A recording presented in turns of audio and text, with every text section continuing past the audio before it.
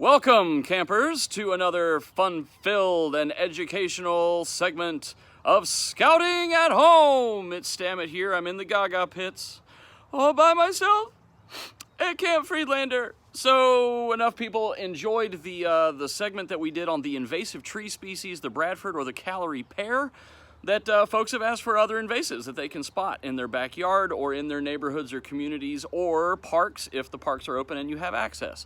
So we're going to show you two more invasives today. The garlic mustard, ooh, and dead nettle, purple dead nettle as it's called. So let's go find them and we'll show you what to look for. Check them out. We'll start off with garlic mustard. Now garlic mustard is called Alliaria petiolata for those of you in the industry and in the know, but for the rest of us regular folk, we just call it garlic mustard. It is invasive and it is non-native. That means it did not originate here in the United States or in the areas of the United States where it's declared invasive, which is everywhere. And when it starts off, it's got these little tiny little leaves. That's all it is. The seeds can remain viable in the ground. Some sources say for up to 5 years. So a one-shot removal probably won't be the only time that you'll have to come through and work with this stuff. What you need is patience. But first year, it starts off with just a little leaf like this, and it's windy, so it's going to be hard for you to see it hold still. But let me go find you a stand that's been growing for a second season, and we'll see what those look like. So by the time that garlic mustard has been established for a second season or even third, fourth, and fifth seasons, they start to get this distinct structure, and they're very noticeable this time of year by the white flowers at the top. Here is a stand that is getting ready to bloom but hasn't quite yet. And the only way that we can really get rid of these things effectively is to hand pull them. So make sure that you've got gloves and that you know what you are pulling out of the ground. The moist soil helps if you've gotten rain recently, but nice and gently from the base, pull the whole thing up. And see, I missed a little tip of the root there, but we've gotten as much of the roots as we can. So I'll do the same thing with this section over here, grabbing in at the base, nice and gently pulling, and get as much of the roots as you can. Now, just because you didn't get all the root, sorry to tell you, every chunk of root that you leave means that there's a pretty good chance that next year it's going to try again.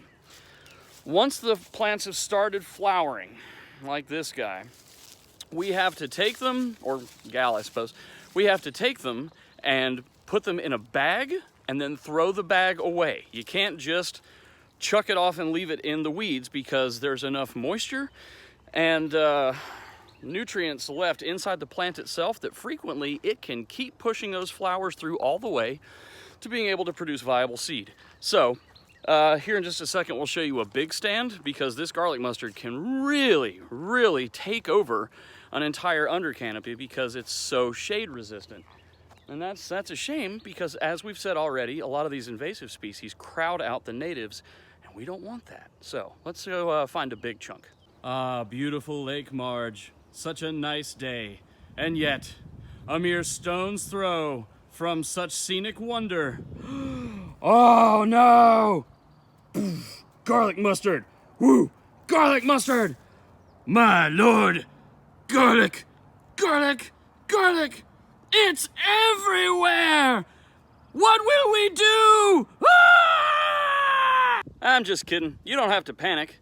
It's not like it's going to chase you, but it does spread very quickly. So the fun thing that you can do on a practical level, again, is pull this stuff up by the root, get as much of the root as you can, and remember, parents and scout leaders for scouts of any age, this is an excellent and short service activity that can be done. Cubs and younger scouts love this one especially because once you get the white flowers, it's pretty easy to identify. Just make sure you keep your adult supervision and make sure everybody's wearing gloves.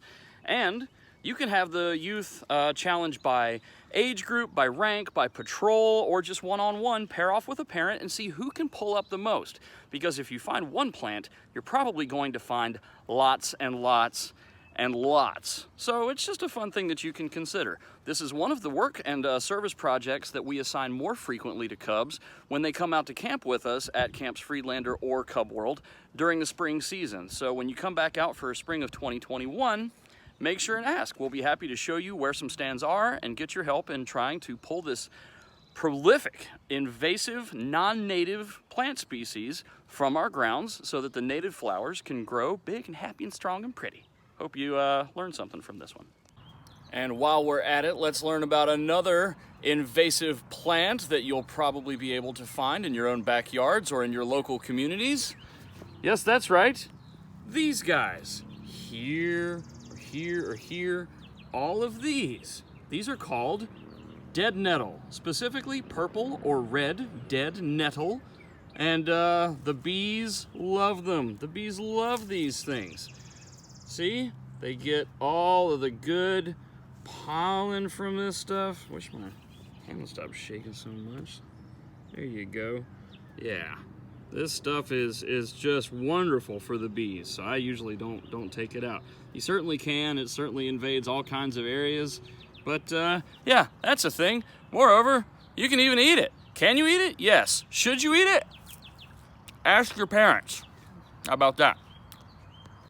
Well, folks, we could go on about invasive species around camp and the Midwest and the entire country for hours and hours and days, but we're going to cut it right there. I hope that you learned a little something about these two invasive non-native plants, both the purple dead nettle and the garlic mustard. And if you want more information on what these plants look like in various stages of growth, how to identify them, best recommended treatments and practices for getting them out of your yards or backwoods or keeping them out, more importantly, I would encourage you to check out the ohiodnr.gov website, which will have a very comprehensive, user-friendly list of the most troublesome invasive species, plant, animal, everything in Ohio. It's a very informative site and you can get a lot of good information there. And there are several invasive species requirements that tie into both merit badges, rank advancements, and awards on various levels of scouting. So check that out.